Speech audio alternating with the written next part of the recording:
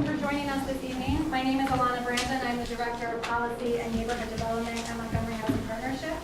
I'd like to thank the Housing Opportunities Commission for opening their space to us this evening and for handling the live stream into the overflow room. We have another 60 chairs set up in that room also, and for videotaping this forum for us. I'm going to invite Commissioner Jackie Simon up to just give a welcome to everybody.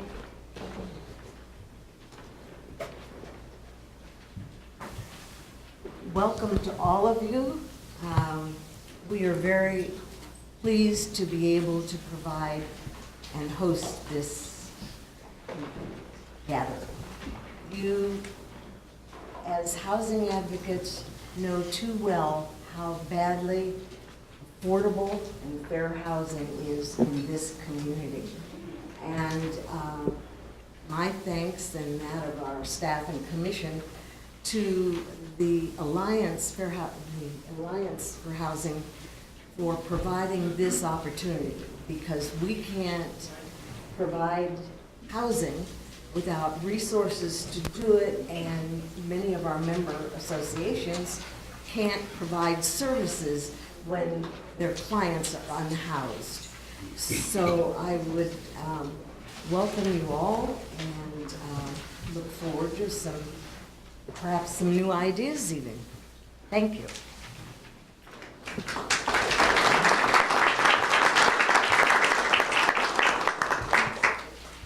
Good evening. My name is John Poxis. I'm the President and CEO of Habitat for Humanity Metro Maryland. And I just want to make one clarification. We're at the offices, the headquarters of Housing Opportunities Commission. It should not be confused with Montgomery Housing Alliance. So the gathering is the Montgomery Housing Alliance. So on behalf of the members of the Montgomery Housing Alliance, we are excited to welcome you to the 2018 County Executive Candidate Forum. Thank you to the officials and county staff who have joined us this evening. If you want to raise your hand. Any county officials or staff in here? They may be in the overflow room. A few years ago, a group of us started meeting to collectively come together as a force for change in advancing affordable housing and related services throughout Montgomery County. From our 4 original organizations, we now have over 10 members and growing. In addition to Habitat for Humanity and Montgomery Housing Partnership, our membership includes Action in Montgomery, Bethesda Cares, Coalition for Smart Growth, Echo Housing, Housing Unlimited, Keystar Realty, Montgomery County Coalition for the Homeless, Rebuilding Together, and Victory Housing. In this time, we've been a reminder to the county executive, county council, and planning board that affordable housing matters. And we must do more to address the continued housing crisis in Montgomery County. We've been at the table for budget conversations, sector plans, and bill discussions. And we've gathered here tonight to ensure that each of you is able to go to the polls with more insights and understanding on how these candidates approach issues related to affordable housing. In addition to the questions we'll ask the candidates tonight, these candidates and many of the council candidates have answered additional questions that are available online. And you can see, if you look at the flyer that you have received, there's a link to looking at those questions. As you listen to the candidates this evening and continue these conversations, we want to make sure we're all on the same page when we talk about affordable housing. There are many misconceptions and assumptions made about affordable housing. So what do these words actually mean? Affordable housing is pure definition of 2 words. Housing that you can afford. Housing that leaves you with enough money left over to pay medical care, transportation, food, and more. No matter what your income level is, from individual relying on Social Security supplement income to a family making $100,000 per year, each of them and everyone in between needs a safe and secure place to call home. The gold standard for each household should be to spend no more than 30% of household income for housing, 30% of household income. Okay, Alana.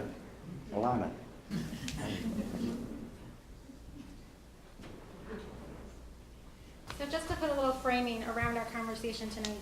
The recent study commissioned by Montgomery County shows that there is a shortage of over 21,000 rental homes available to households earning below $50,000 a year. What does this mean? Over 87% of households earning between $30,000 to $50,000 a year are spending more than 30% of their income on housing in order to stay in the county. This leaves them one accident, one illness, one missed paycheck away from not being able to keep a roof over their heads. Regional projections show that we'll need an additional 15,000 affordable units by 2023 to address population growth. So what can we do? What can we expect from our next county executive? Montgomery County has a rich history of supporting the preservation and production of affordable housing and permanent supportive housing programs. Twice the council has passed resolutions calling for the county to dedicate 2.5% of the general fund revenue to the Housing Initiative Fund. And speaking of the Housing Initiative Fund, did you know that Montgomery County established the fund back in 1988 and has grown the fund from $17 million in 2005 to a just approved $64 million? Why is the HIF so important? No one can tell it better than someone who has directly benefited from the fund. So please welcome Yvonne Brooks-Little to share a little bit of her story with us.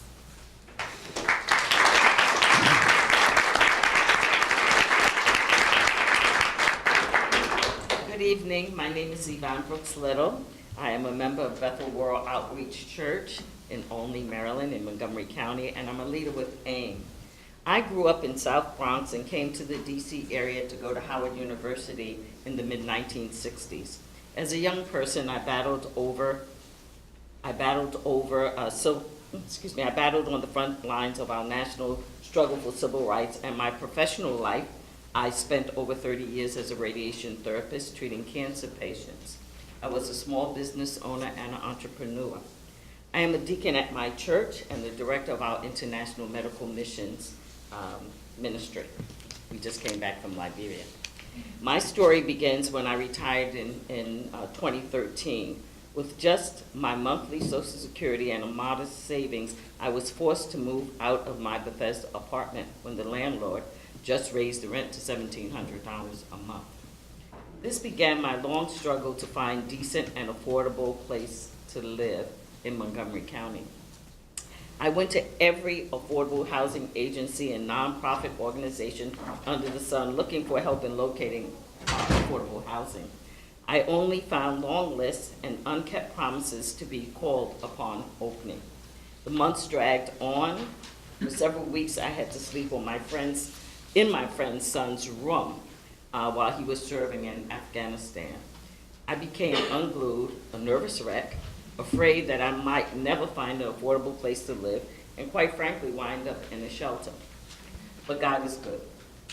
Through his miracle working power, Victory Housing phoned me and said they had an opening at one of their newly built affordable senior communities, which was built by using public land and with money from the County Housing Initiative Fund and Victory Housing. I helped fight for this funding through my organizing work with AIM and the Housing Alliance.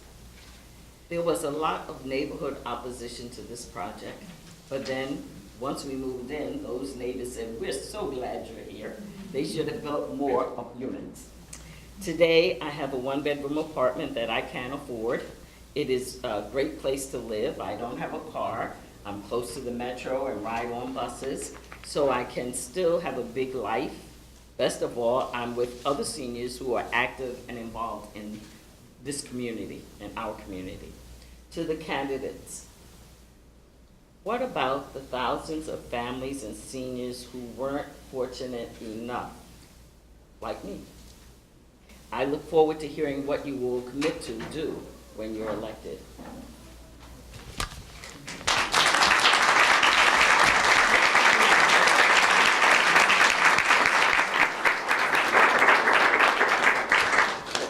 Thank you, Yvonne, for reminding us that affordable housing is not just about projects and buildings, but people.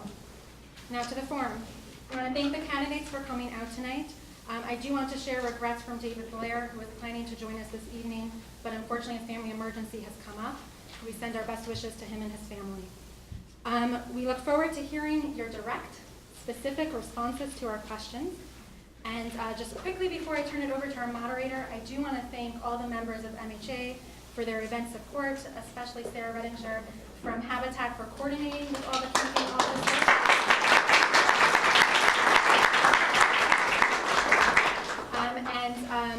As John shared with you, the list of the members of MHA, they're on the back of your agenda. There is some more information about all of our organizations. So we are honored to have Teresa Dumas here with us tonight to moderate. In addition to being a Montgomery County resident, she is the Director of Government and Industry Relations at Freddie Mac. She previously served as the Director of Housing Policy with the Housing Committee on Financial Services and served at the Council for Large Public Housing Authorities. And she got her start in this career, in her housing career, with Habitat for Humanity. Teresa?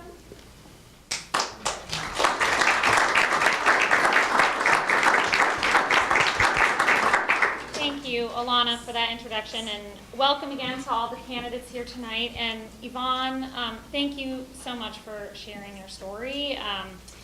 It's what it's all about, and it's why we're here tonight. I'll note that I'm here in my personal capacity, and most importantly, as a Montgomery County resident.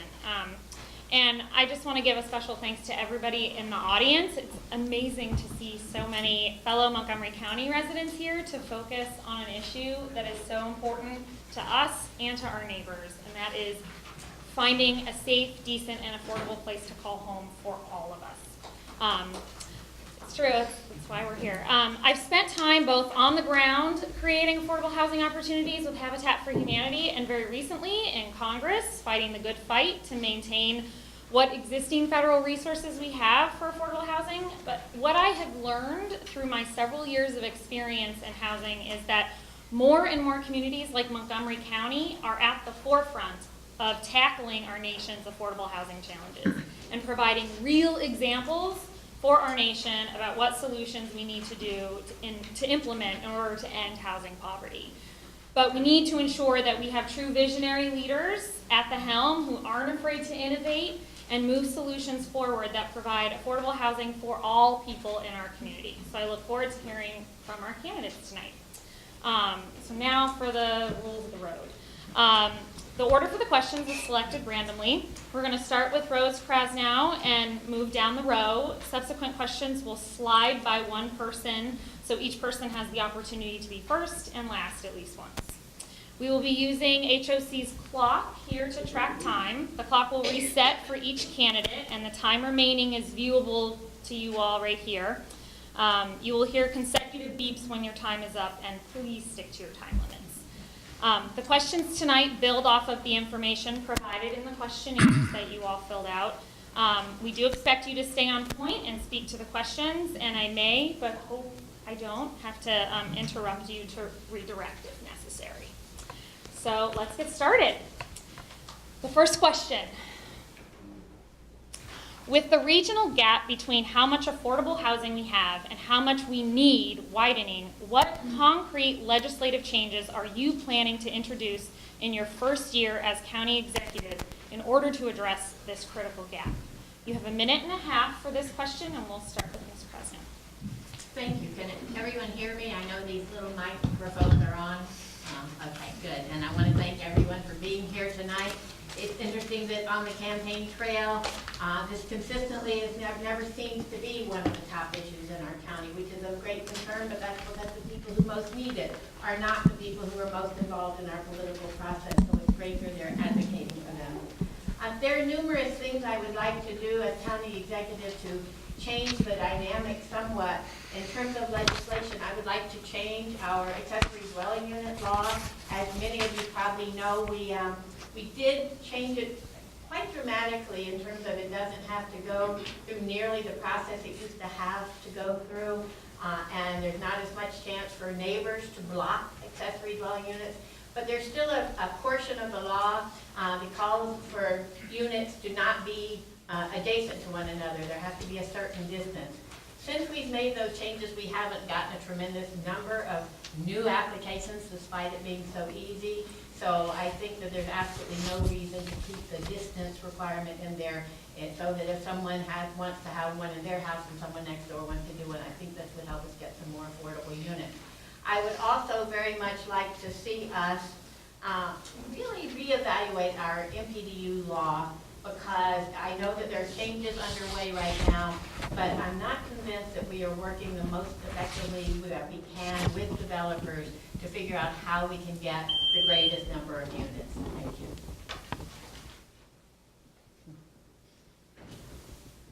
Oh, Good evening. I'm Robin, your friendly candidate for county executive. I've never met a Montgomery Countyan that I didn't like, and I'm a Bethel Church wannabe also.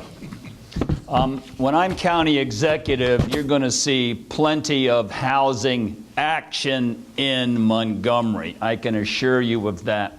My view on affordable housing is pretty much in between that of a man and a woman. The man is Jimmy Carter, the woman is Jackie Simon. And I remember when Jackie was just getting started in the housing business many years ago. Actually, it was probably her idea originally to have a Housing Opportunity Commission. And she's been a fighter in that regard from the very beginning, from day one.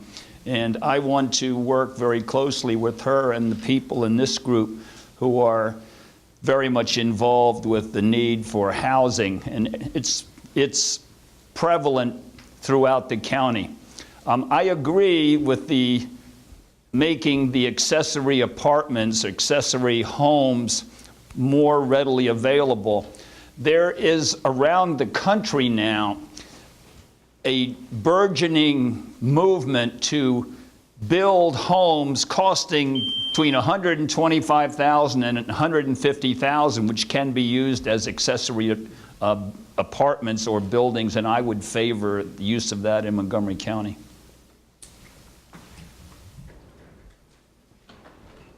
Mr. Berliner? Good evening to you. Can you hear me okay? Well, good evening to you, and thank you for being here. Thank you for your commitment to affordable housing. It is a right, not a luxury. It is one that we must take very seriously, and one that I can promise you I would take very seriously.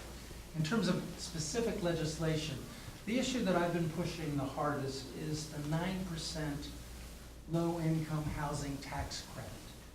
That is a program that has been very successful, but Montgomery County only gets a small amount of those dollars. In Virginia, the Virginia State Legislature said, we're going to have a set-aside for Northern Virginia because Northern Virginia is more expensive than the rest of the state. Therefore, the 90% is more important in expensive places. Montgomery County does not get its fair share. So the biggest piece of legislation that I would be pushing is to go to Annapolis and see whether or not we can't get a set-aside for Prince George's County and Montgomery County that would address this. The reason this is even more important than it used to be is because with the Trump tax revisions, it has undercut the value of the low-income housing tax credit.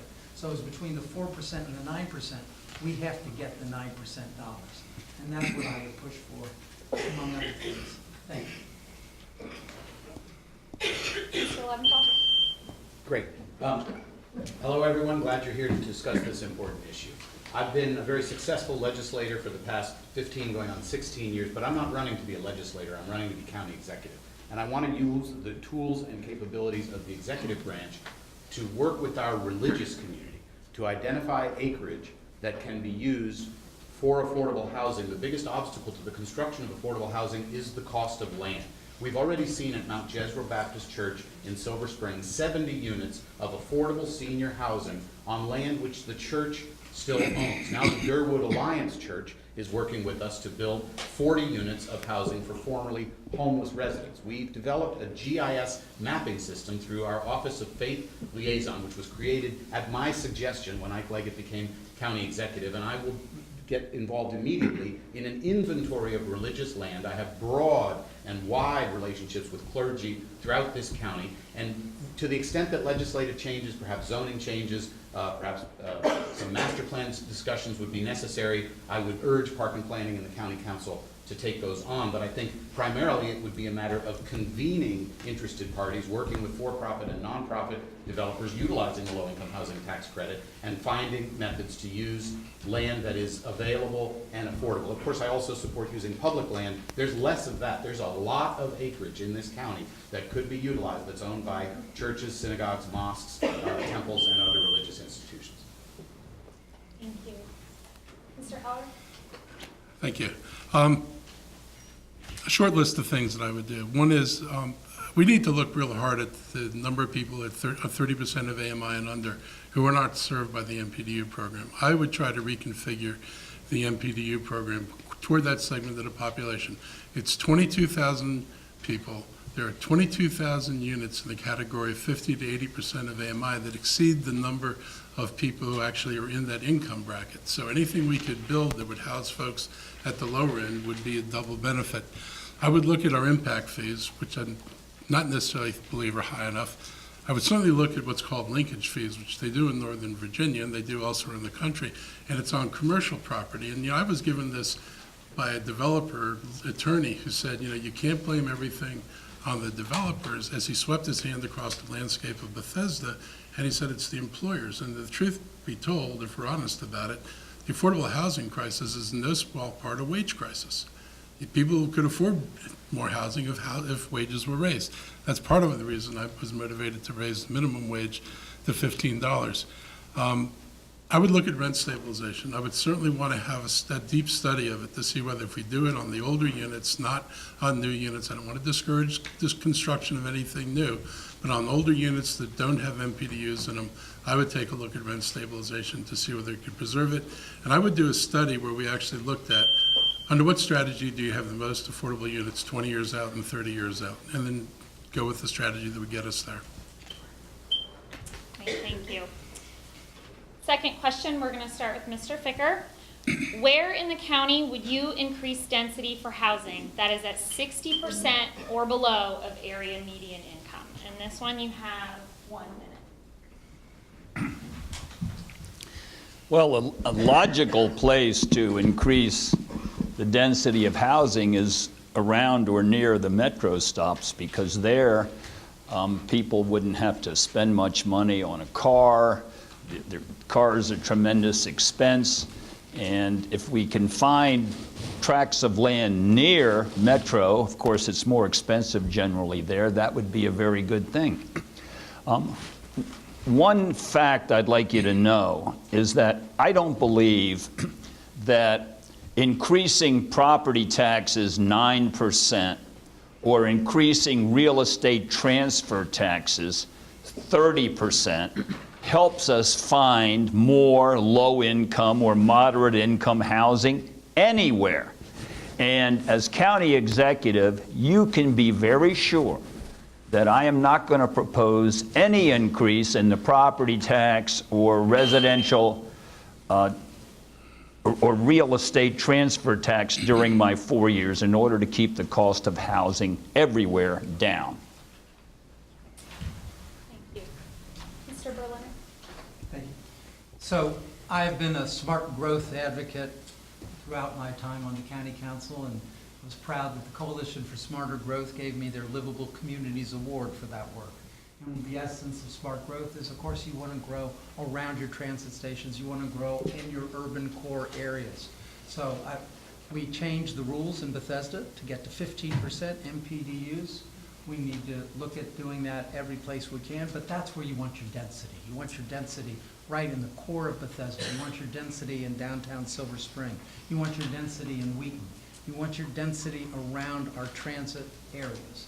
And that's what I have fought for, and proud to continue to look for ways in which we could do that. I would also say that our garages, our public garages, are often around these very areas. And I'm one of these people that believe our public garages are a resource that we can use better and have affordable housing as part of that conversation.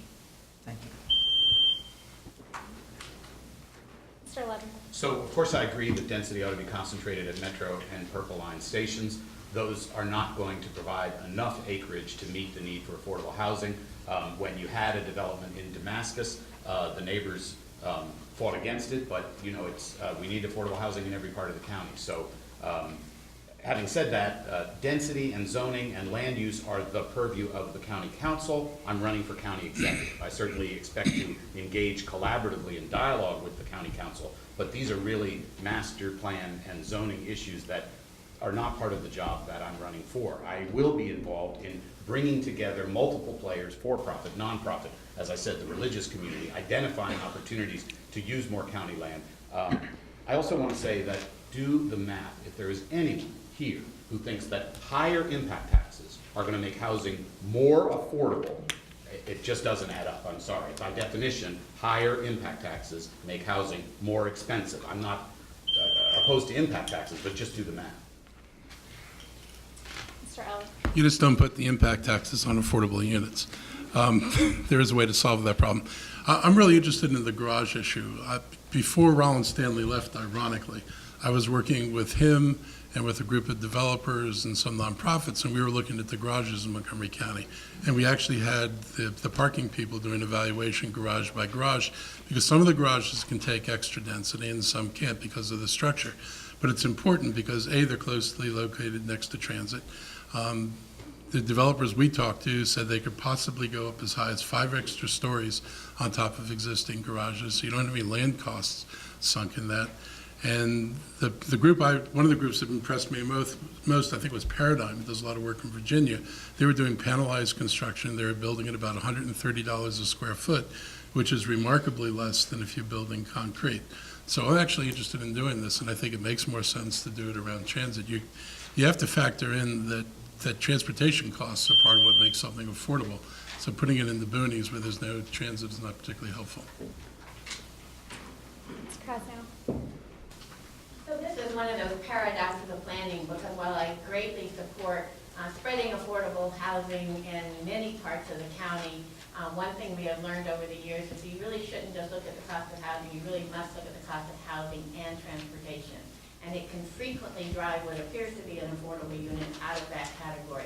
So clearly putting it near transit options is very important. We have to be careful not to put it in areas that already have more than their fair share. When I was the mayor of Rockville, Habitat actually had a house that they could move to Rockville, and they called and asked if the city had any land. We did. We had a lot in Lincoln Park, which is a traditionally African-American neighborhood in Rockville, and the people there, when I said that's where the house was going to go, were so upset. They said, we have far more than our share of affordable housing. We were talking about one house. But we did end up finding another place for it. And that's why with our NPDUs and when we're doing big developments, we try to disperse them throughout the community. And I think it's very important that we do make sure, though, that they are available in all parts of our county. Okay, question 3. This will be 1.5 minutes per candidate. Following on the previous question, please provide us with a personal or professional example of when you have stood up for site-specific development of affordable housing in the face of intense, not in my backyard, or NIMBY opposition. We're going to start with Mr. Berliner.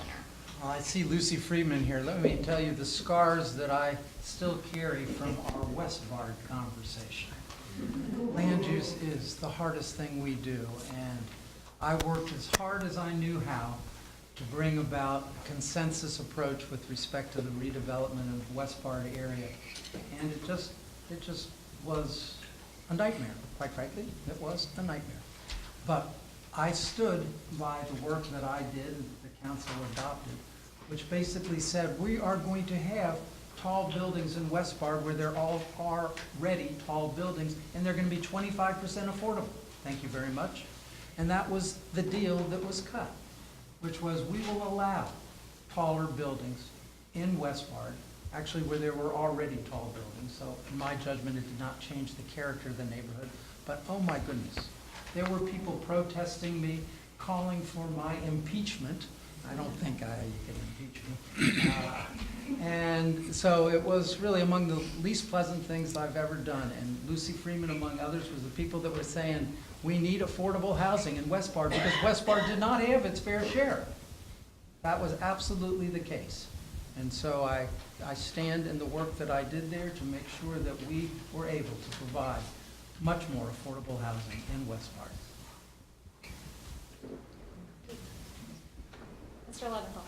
So in 2008, Park and Planning decided that it would acquire a large single-family home in the Hillmead neighborhood of Bethesda. And Marilyn Praisner and I were opposed to demolishing that home because it was a home that we owned, the bones were strong, it was in good shape, and we believed that it could be used to house families in need. And we worked with the HHS department and the housing department to develop a proposal. It would have cost about $250,000 to renovate that home, a single-family home in a single-family neighborhood, which could have been used in perpetuity to house a family in need, and as they were able to transition out, additional families could have used that house. To this day, Roger Berliner's opposition to allowing formerly homeless families in that home causes me chagrin and disappointment. The things that were said by those neighbors were racist, they were extremely disappointing, and we could have maintained that home. There was no reason to demolish it. We should not be demolishing good housing stock that could be used to house people. And Mark Elrich also went along with the NIMBY neighbors, and we lost that opportunity to house homeless families. It would have been an excellent opportunity, and I just regret it. It was one of the most disappointing occasions. Marilyn Praisner was with me, and then sadly, she passed away. And her husband, Don Praisner, who was not familiar with the issue and did not know the commitment that Marilyn had made to work with me on this, ended up voting with a 5-4 majority. The house was demolished, and we lost that opportunity, and now we face a real challenge housing homeless families. Mr. Elrick. It's really hard to go from demolishing one house to now we face a challenge. We always face the challenge. I will say that my idea for that property was a little bit different because it was subdividable. I wanted to get 4 lots, which would have been extraordinarily valuable lots, and we could have generated more money and built more housing than simply preserving one house. There's more than one way. I won't say, well, there's more than one way to do things. I'll talk about what happened next to Blair High School, the old Blair High School, when there was an effort, a successful effort ultimately, to convert some of the housing units there to affordable housing for people. And the neighbors were very upset, and they thought that this was going to be just impossible because it's next to a high school, and they didn't want the kids walking out of the high school past the housing, and they were very afraid of it. And I thought that the fears were unwarranted, that the people who managed that were going to manage it well. There wasn't any evidence that these folks were a threat to the community, and I thought even though people were greatly concerned about it, they should have gone ahead, and they were able to produce a large number of units out of, I think it was a couple of buildings at the time, and I thought that was worthwhile. I didn't have to oppose residents sometimes, but I did several conversions in Tacoma Park, where I actually helped tenants who were renters in buildings become owners of buildings. And I didn't so much face opposition from residents as much as I faced questions from the county that questioned whether tenants should become owners of these apartment buildings or whether they should have been left as tenants in the apartment buildings. And I thought ownership was better. Ms. Krasnow. So as someone who is the head of development review at Maryland National Capital Park and Planning for more than 9 years, I could be here for days citing projects where I have fought for affordable housing, given the NIMBY opposition. But I'm actually going to talk about one that occurred when I was the mayor of Rockville. And it is a project that we actually just saw get rehab, but that was a project called Beals Grant. It is on North Washington Street, right in the heart of downtown Rockville, and also a part of a neighborhood in Rockville known as the West End. The West End is the more historic Victorian homes. They are quite valuable.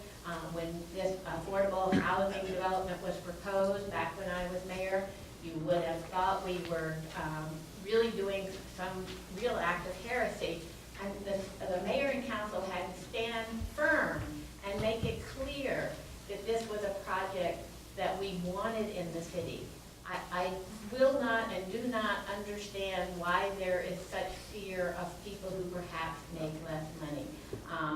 The Magruder's grocery store used to be in downtown Rockville, and there was a woman named Maria who put groceries in people's cars before they actually started letting you wheel cars out.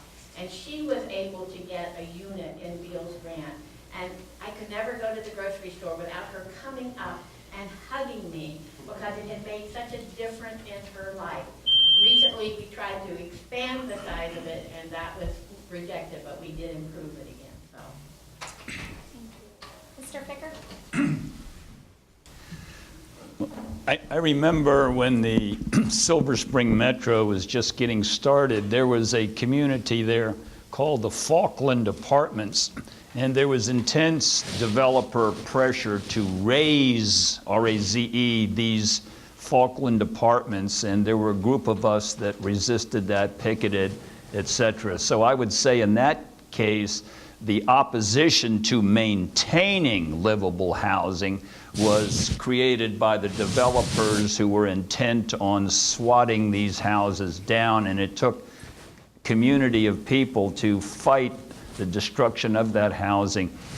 As county executive, I'm going to be very strict about enforcing housing codes.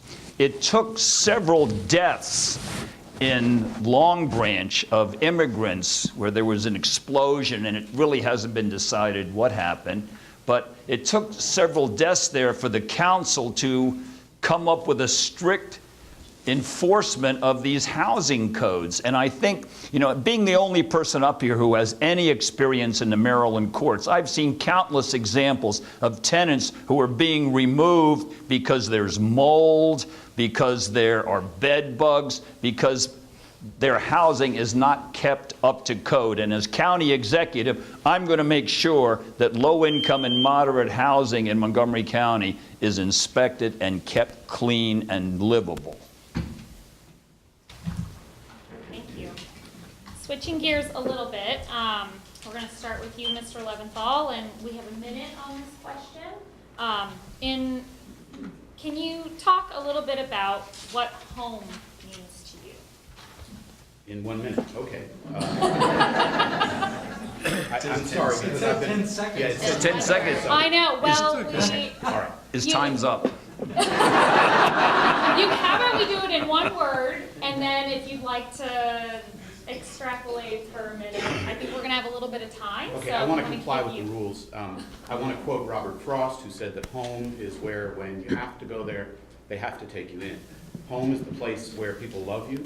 Home is the place where you're safe. Home is the place where you're nourished. In one word, I say stability. In one word, I'd say security, which I guess is pretty close to stability. Home is the place where you should know you're safe. And home is the place where you can take refuge from everything else on the outside. It should be something that you don't have to worry about whether it's permanent and lasting. And I think one of the great challenges for us in the county is not everybody lives in a place that's secure and permanent. Not everybody has a sense, whether you're homeless or whether you're living in apartments. Not everyone feels that they're going to be able to stay and be secure in the communities they're in. And when you're not secure and don't feel you can stay in your community, then you really don't feel like you've got a home. And I think that turning our communities into homes is transformative, because when people feel like this is their home, they start looking at their communities differently. They're involved in the PTAs, they're involved in community groups, because they know they're going to be there for the long run, and they know this is their community. The one word that I came up with was sheltering. Not shelter, but sheltering, because yes, it provides walls that protect you from the elements, but it is a place that also encompasses you and where you feel safe, where you can gather with your loved ones, where you can eat, where you can go after a long day and feel that there is a place you can rest. And it's the fact that so many people do not have the ability to have a true home that to me is what makes the difference between what we call a house and what we call a home. A home is where you're safe. And having been in court for maybe 35,000 cases, I know all the tricks of those who would like to see you not be safe. We need to have protection from home invaders, from the spread of heroin and opioids in our communities that make people feel their neighborhoods are not safe. You need someone, and I talked to Ike Leggett about this, you need someone as county executive who has experience, hopefully vast experience, in the courts. I'm going to keep you safe, make sure our neighborhoods are safe, work closely with the police, who probably, we have the best police force in the country here now, but we're going to get better. And that's what I'm going to do, in addition to making sure that the rental apartments are inspected and kept up to code. Then you'll be safe. Mr. Berlin. So I confess, when I saw this question, I said, home is where the heart is. So it could be that I'm a newlywed, and I love going home to my better three quarters and feeling like this is a safe place. This is a place where you can just be, where you don't have to try. You can just be. And so I wish that for everybody, a happy place.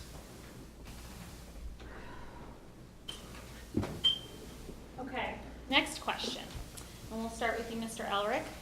And you'll each have a minute to answer this question. There are over $100 million worth of affordable housing projects proposed in Montgomery County. If elected county executive, what do you commit to putting into your budget for the Housing Initiative Fund by fiscal year 21 and 23? Well, I'd like to get to the 100 million mark as soon as possible, and if not by 21, certainly by 23, and the largest number possible before that. I mean, I think until we see what hand we're going to be dealt in the next budget, it's hard to lock on a hard number, but it seems that we ought to go to $100 million at a minimum. I hope we also get to bring in other sources of revenue into this problem, because if it's only the 100 million that the county puts in it, that pales compared to the task that we're facing. We're going to have a very hard time. I agree with Roger about getting as many 9% tax credits as we can, but that's a state issue. That's not a county issue. I really think that looking at things like linkage fees and other sources of income that can bolster what the county has is really important. And whether it winds up in the HIF or whether it winds up just as money we take in and dedicate to housing otherwise, I think the important thing is to figure out how much money we can get into the pot to dedicate to housing. Ms. Krasner.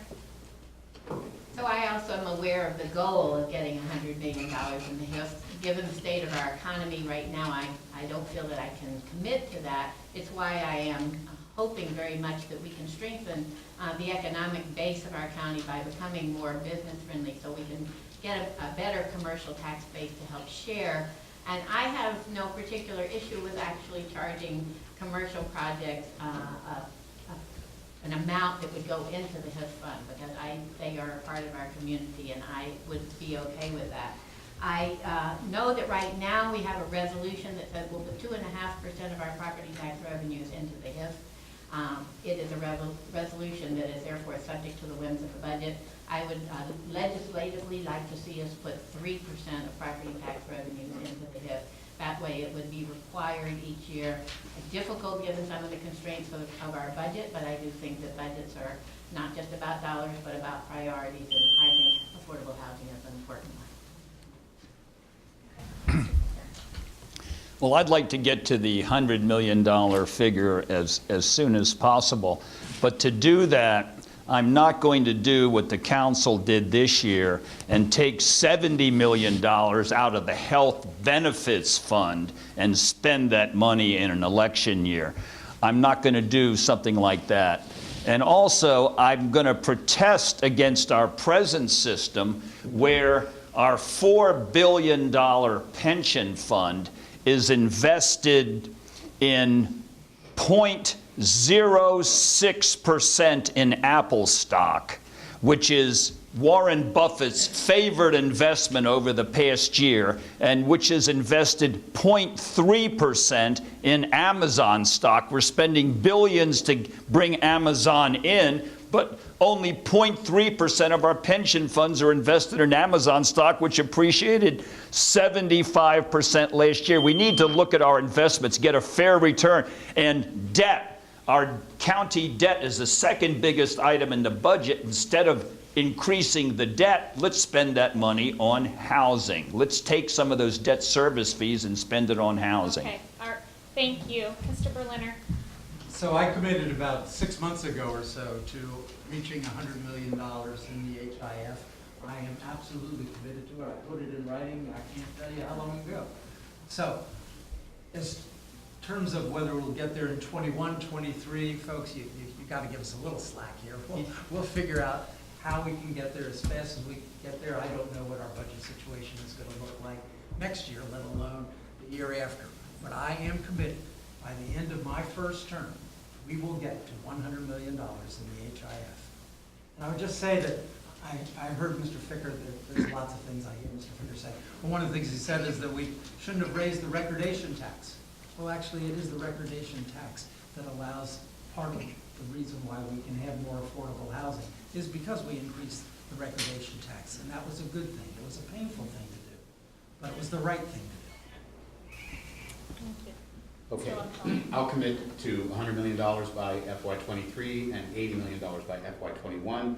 In my remaining time, I just want to tell you that had the Hillmead property been subdivided as a private purchaser wanted to do, the neighborhood was ballistic about that, and Park and Planning opposed it, and Park and Planning acquired it and decided to demolish the house. There is no record of my colleagues supporting the subdivision, and had there been a subdivision, it would have only been 4 homes, which would not have been covered by MPDUs in one of the most expensive neighborhoods in Montgomery County. It absolutely would not have provided affordable housing.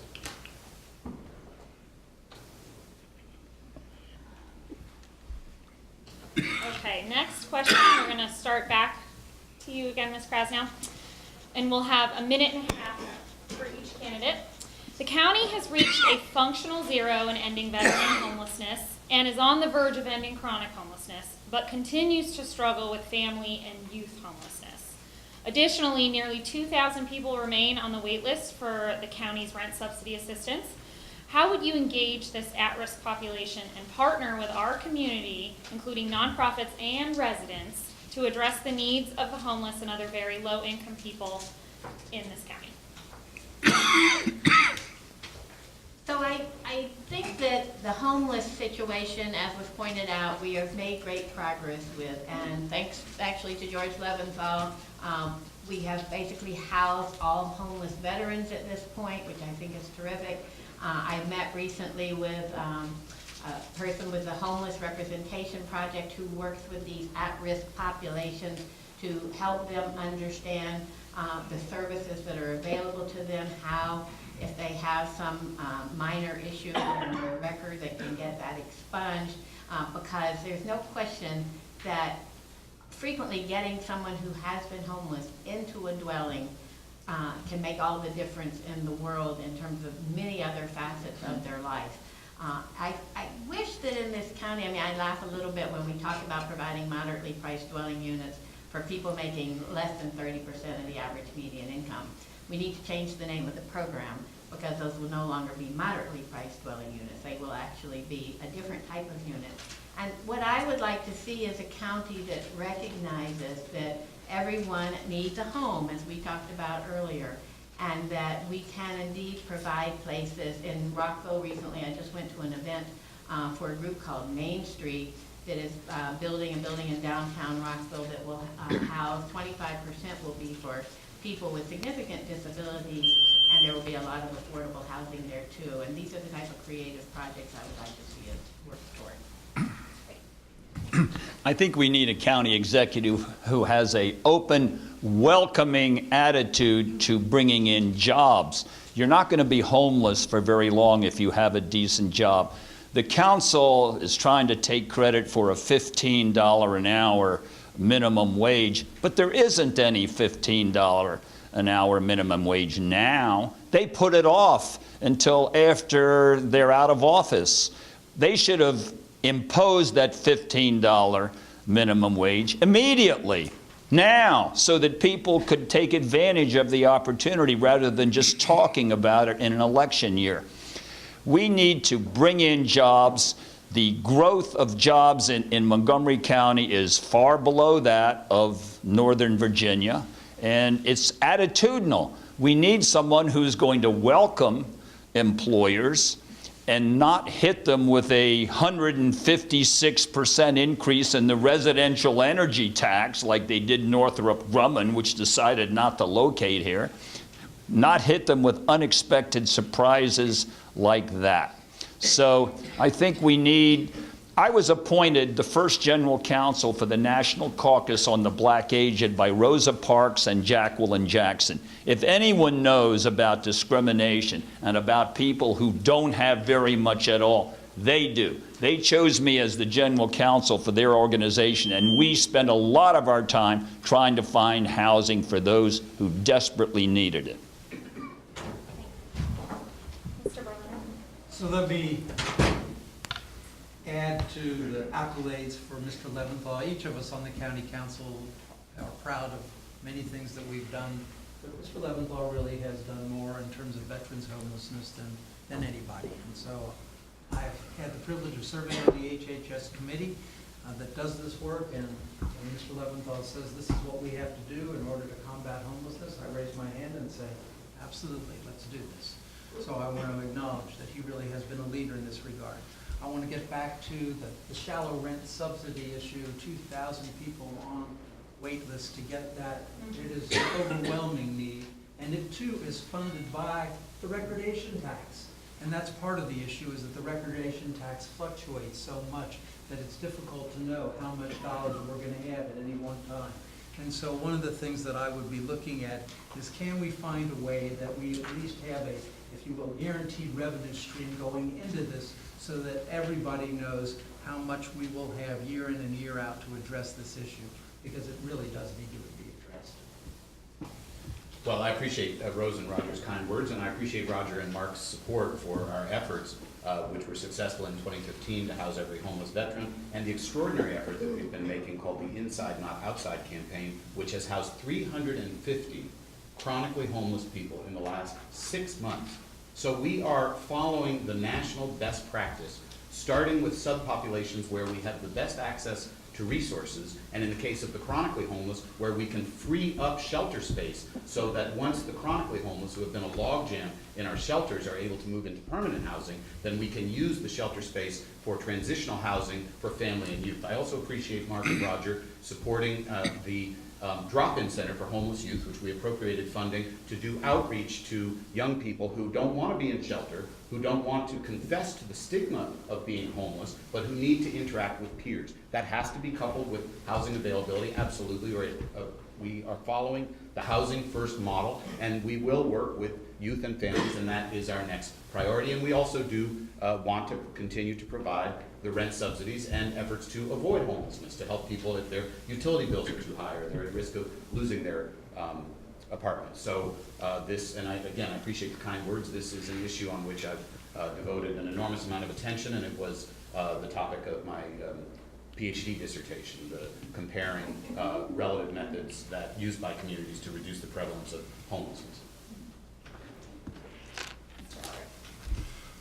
So I think, we work with our nonprofit communities a lot because they're on the ground, and it would be hard for us to replace the contacts that they have, where the county government operates at one level and the nonprofits, are deeply ingrained in some places in the community. A lot of them work through religious institutions, and so it's a touch that we don't necessarily have at the county level. I think we did, I said before, we need to raise more money to be willing to do some of the things we need to do. The shallow subsidy, and some of our rent subsidies just don't last long enough. I mean, they're good for a person in crisis if you can come out of crisis pretty quickly, but if your housing problem is more of a long-term problem, our subsidies aren't as strong as they should be, and I worry about what happens to people in those circumstances.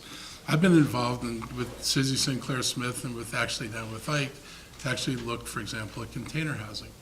I was fascinated that what people are doing in other jurisdictions.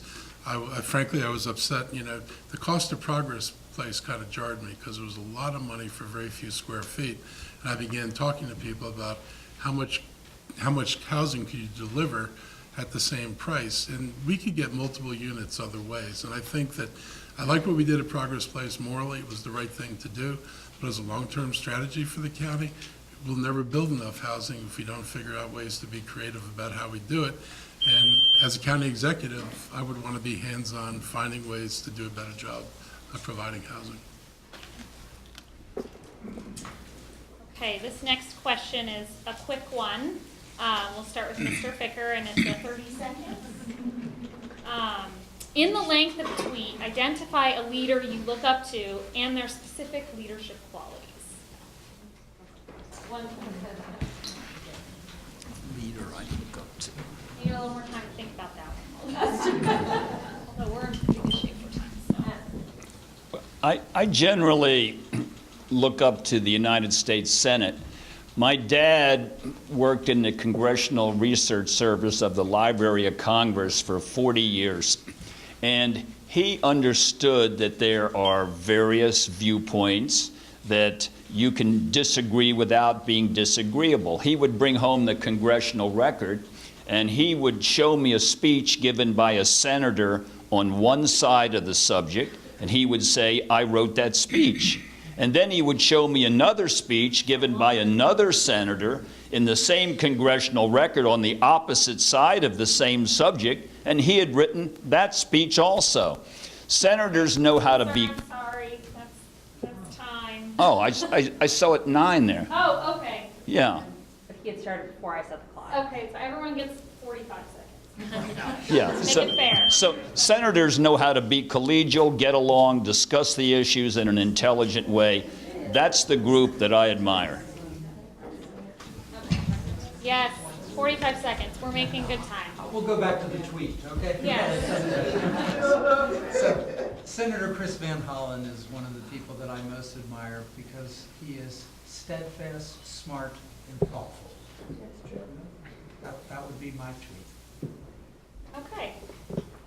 A great role model in my life was Senator Barbara Mikulski. I worked for her for 5 years. She taught me a lot about passion, about how to get things done. She isn't always warm and fuzzy, but she accomplished a great deal for the people around. Thank you, sir. Go ahead. I'd say Ike Leggett, because he was willing to make inclusion real in Montgomery County. That was a big step from talking about it to doing something about it. He's able to make hard decisions. He's pragmatic, but he has a moral compass, and so the pragmatism doesn't simply outweigh some of the judgments you have to make from a moral perspective, and he's willing to talk with you when you disagree with him, and I think that's really important. Ms. Krasnow. And I would also say Ike Leggett, as someone who wants to succeed him in the job. I was extremely impressed that he really understood that the demographics of our county are changing, and he said he would make the table bigger, and he did that. He also faced the greatest economic downturn since the Depression, and he got this county through it, keeping our AAA bond rating, and I don't think many residents really felt the impact of that recession. And he was willing to stand up to the NIMBYs and co-locate housing projects on county-owned land, such as on the police station in the East County. He said these things will happen despite the opposition. And he did it all without trying to get in the limelight. He just went about and did his job daily, and he did it well. Great. Well, I think because we're a candidate down, we have a little bit of extra time. So this is a question that you all haven't seen. And I'd say, so we'll start with Mr. Berliner. What, in your opinion, is the role of low and moderate income residents in need of affordable housing to both advocate for and help to design county programs to address our affordable housing needs? Well, it's a great question, in part because those of us that do this work often do it out of our heads as opposed to hearing exactly what is needed by those that we are seeking to serve. And so on all of these issues, whether it's poverty, hunger, housing, we need to hear from the affected communities as to what is important to them. We think we know sometimes, and that's actually sometimes pretty dangerous too, because it has to be. And you folks really do a great job as advocates. But hearing directly, as we did tonight, as we have previously, as to how important it is and what is important is critical to my decision-making, and will be critical to my decision-making going forward. Great. I'm familiar with very successful models of client governance and unsuccessful models. The Housing Opportunities Commission has had resident commissioners, and they've been some of the best participants on the HOC, and I think that's been a very successful model. I'm the county council's representative to the Interagency Commission on Homelessness, and we just had an in-depth discussion at a retreat a couple of weeks ago. I believe in the principle that no decisions should be made about us without us. But when you're dealing with a very, very low-income population, like a homeless population, sometimes the clients, especially chronically homeless clients, suffer from disordered thinking, or they suffer from substance abuse challenges. And so finding clients who are able to cope with the complex challenges of governance, of nonprofit management, of fundraising is a challenge, but I'm committed to that challenge. I think it's critically important that, that agencies include in their fundamental decision-making the direct needs and testimony of those who are going to be the participants and beneficiaries. Mr. Elrick. So I'll go back to some of the work I did when I was in Tacoma Park on the council, and before I was on the council. When I moved there, one of the first things I did was tenant organizing, because tenants on Maple Avenue and otherwise in Tacoma Park lived in some of the most atrocious housing, even though it was supposed to be inspected by Montgomery County. And even though we had rent control, at 10% rent control doesn't mean very much. So I did a lot of tenant organizing there. I spent time on the council. It took me almost 10 years to get people to do this, but I convinced the council that we should hire tenant organizers, and that there was a real value for us to send people out to actually organize and work in the community, because we were waiting for people to come and talk to us. They didn't come and talk to us because we were the government, and we dealt with a lot of people who were afraid of the government. So we flipped it and said, we'll hire somebody who's not the government and put these groups into the community to do organizing, talk to tenants, and help them bring their concerns to us. I'm not a paternalist, and I got to say, over the years, one of the biggest problems in the county was convincing the county that poor people have the ability or can develop the ability to manage their own affairs.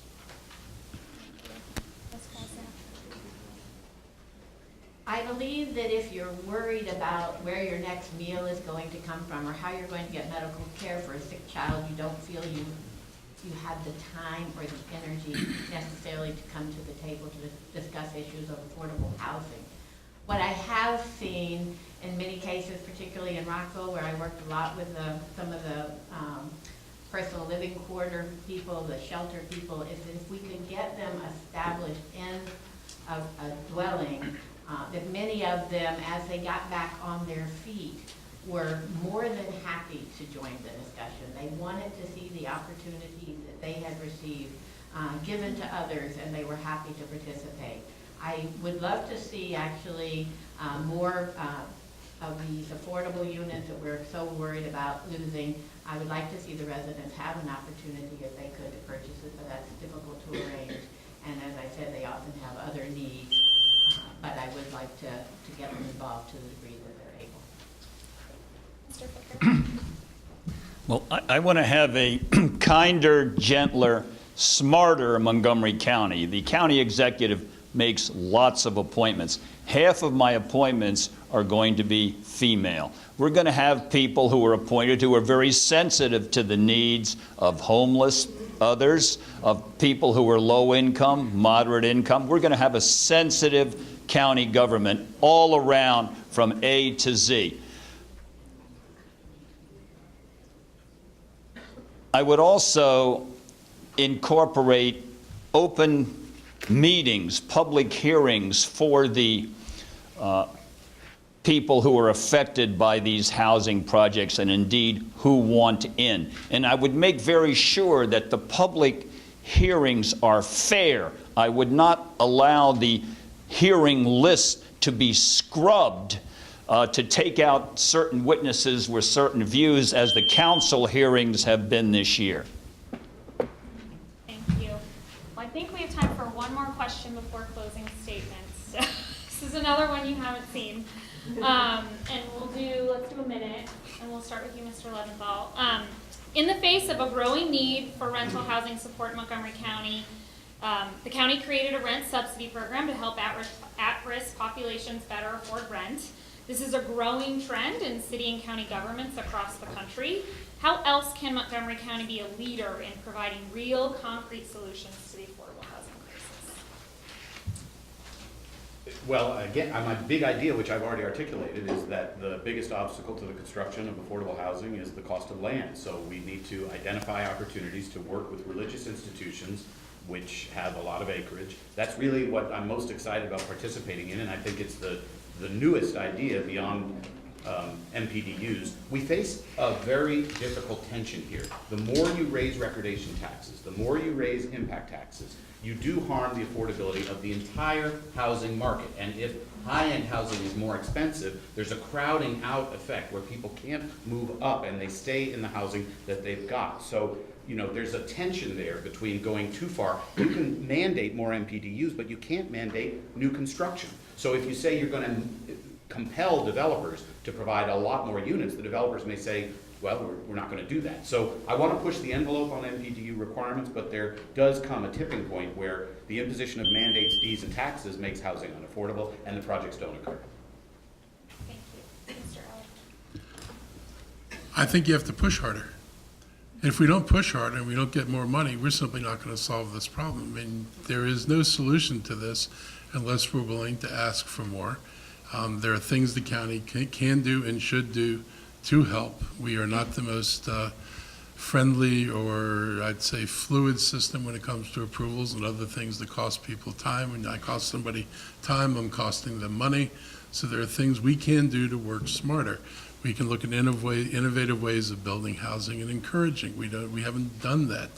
But at the end of the day, this all comes down to money. And I think impact fees and fees on commercial construction are tools that other people have used in order to raise the funds that makes it possible for us to do the things that other people do that we all think is worthwhile. So if you forego the money, and God forbid you propose tax cuts in this environment, which some people have done, it even makes it harder to get where we need to go. So one of the things I realized only in the last year or so is that when we are using county land to build affordable housing, it's often built by a private developer, and we say, oh, you've got to go through the entire planning process because you're a private developer, and all private developers have to go through this. If it's a county project, if it's giving us affordable housing and it's on county land, I think we could cut some costs by not requiring them to go. It could be more like a mandatory referral where the planning staff would have to make recommendations, but it would save a lot on the cost. I also think that the rental housing study that was recently completed and on which some of the changes to the MPDU law are based has some really good ideas in terms of, we were the first jurisdiction in the country to have inclusionary zoning. We have produced many units, unfortunately many of which were lost because the original time you had to keep them as MPDUs was far too short. But I think it's really time to look at the MPDU program and come up with additional changes that we can make to address this problem. Could you repeat the question, please? Yes. In the face of a growing need for rental housing support in Montgomery County, the county created a rent subsidy program to help at-risk populations better afford rent. This is a growing trend in city and county governments across the country.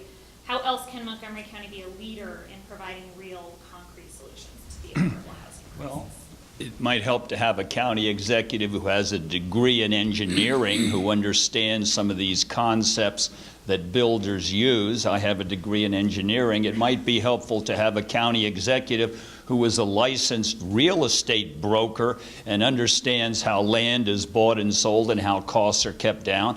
And I might add that an engineer is someone who generally can do for $1 what most people can do for $2. We have to be thrifty about building this housing.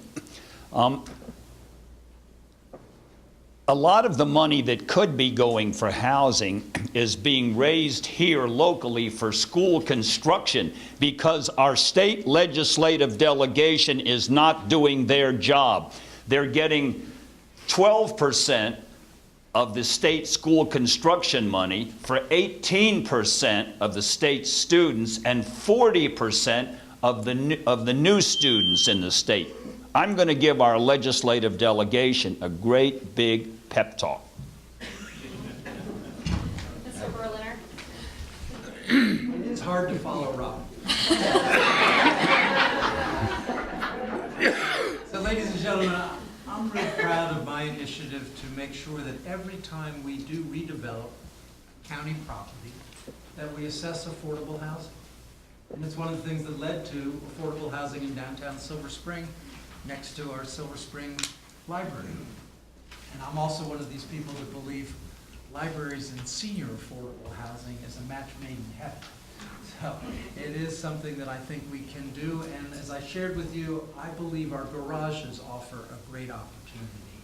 I would probably put out a request for proposals from everybody to see what would you do with our garages, and see what comes in the door, and see what we can make work for affordable housing.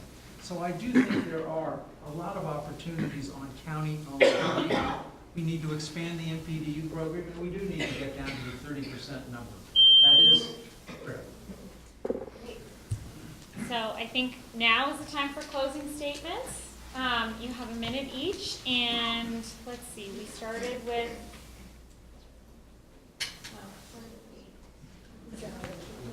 okay, my notes are all over, so apologies. That's okay. A minute is a short time to talk about anything, but thank you all for coming out here. I've had a long time commitment to affordable housing. I did this, as a tenant organizer when I was in Tacoma Park, and we had a right of first refusal law, and our tenants weren't taking advantage of it because they were afraid of putting up $500 or $2,000 unrefundable to somebody to see if it worked. I took that on, and I helped people figure out whether they could afford the buildings, and I actually helped people transition from rental property to ownership property. I know these issues pretty well, and I think, my experience in Tacoma Park, and I do think our rent stabilization law in Tacoma Park has enabled us to keep a diversity of population in the face of extraordinarily rising pressures on single-family homes. We've been able to maintain a diverse population at rents that are significantly below the rest of the county, and I think it's a worthwhile model. I think it ought to be tweaked to fit the rest of the county. I would not do the law in Tacoma Park over everything else, but I think it's worth looking at, and I believe we've got to do something to solve this problem. The production numbers aren't good. So I did not grow up in Montgomery County. I grew up in Memphis, Tennessee, where my family was active in the civil rights struggle, and I saw firsthand what can happen with discrimination. It turned me into an activist, and I have tried to give back to my community ever since. I also have a breadth of skills that I think would serve me well in this job. I actually worked in Wall Street for 4 years as a government bond trader, so I'm familiar with bond ratings. I am familiar with numbers, and of course we have a very big budget, which I feel I could manage. When I was the mayor of Rockville, I really felt that I made a difference for all of our citizens and residents, young and old, rich and poor, businesses, nonprofits. And I think that the people who worked with me felt that I was able to provide a vision, and that we were all able to work together to move toward that vision. I consider myself a common sense, pragmatic leader. I'm able to listen to all sides of a problem, make decisions, and implement them. So I ask you for your support. Rose Krasnow on June 26th. Thank you.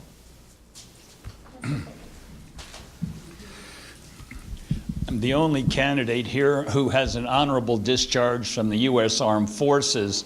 And when you're in the armed forces, a young man learns discipline, and he also learns how to get along with other people, because everyone in your company rates everyone else, and you want to get a high rating. I know that you are my boss. I'm going to be your advocate. And 6 o'clock every Monday morning, I'm going to hold first come, first serve open hours and serve as your safety net so that the big issues don't get squeezed out, so that people don't sit around and wait for the paper to see what they're going to talk about. If you've been discriminated against, if you've been treated unfairly, if you have an idea as to how our county can improve, if you have an idea, if you see something that never was and believe it should be, come and see your county executive. I'm going to keep my head on straight. I know you're my boss. I'm going to serve you, and I'm a hustler. My car is a 2009 Ford Escape Hybrid. It's got 416,000 miles on it. I'm a hustler, and I'm going to be hustling for you. Do you want a hustler, or let me know if you want a hustler? So, ladies and gentlemen, let me thank you again for being here. Thank you for your commitment to affordable housing. just know that I share that commitment. I've had the privilege of representing the most affluent part of our community for the last 12 years. And it is what has made me so committed to addressing what I call a tale of two counties. And that's what we have today. We have incredible wealth in our community, and we have growing poverty. And I take that work very seriously, whether it's hunger, poverty, affordable housing. I am going to be a champion that you would feel proud to have as your county executive. So I'd say to you, I would love the opportunity to serve you as county executive, and I would ask for your vote. When is this? It's almost over. Thank you. I also want to thank everyone in this room. I've worked with many of you, and it is a very complex challenge, and you need to bring very sophisticated skills to bear to match the variety of funding sources that may be available. I'm glad that Rose mentioned the Main Street project. It's one of the most exciting things happening in Montgomery County today. And Scott and Jillian Copeland, Scott's a for-profit developer who has learned how to bring together multiple funding streams to expand access to affordable housing in downtown Silver Spring, in Gaithersburg, in Rockville. We have a lot of exciting models that we can follow, and I'm enthusiastic about the opportunity to learn from what other jurisdictions are doing to bring to bear many stakeholders from a wide range of areas. This is a great challenge. I believe we can significantly expand the stock of affordable housing, but I'll tell you right now, you're not going to get affordable housing if you don't have more housing. So that where you have a history of fighting housing development, fighting developers themselves, and seeking to impose conditions on the marketplace, that's not a successful strategy. The market is going to guide where and how housing is constructed with strong leadership, which I hope I had the chance to provide from the government. Okay, thank you.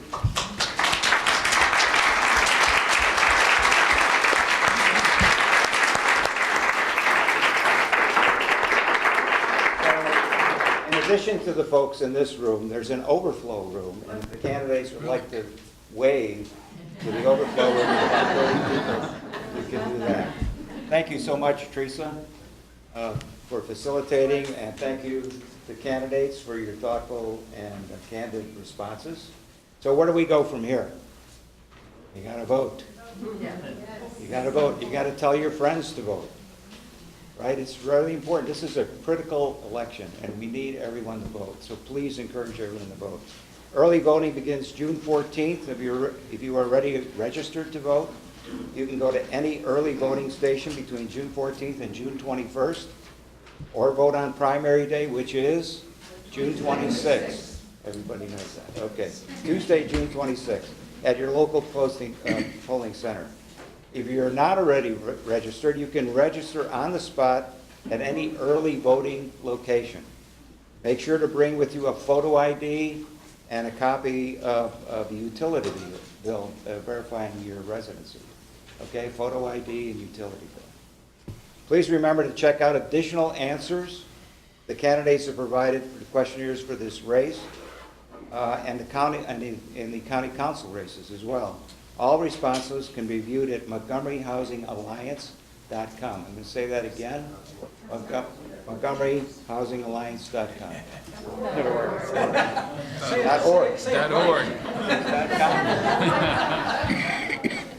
.org. MontgomeryHousingAlliance.org. Okay. It's right there. It's right up there. Thank you for coming tonight. You have plenty of time to go home and watch the Cavs. There you go. Go Cavs! Go Cavs!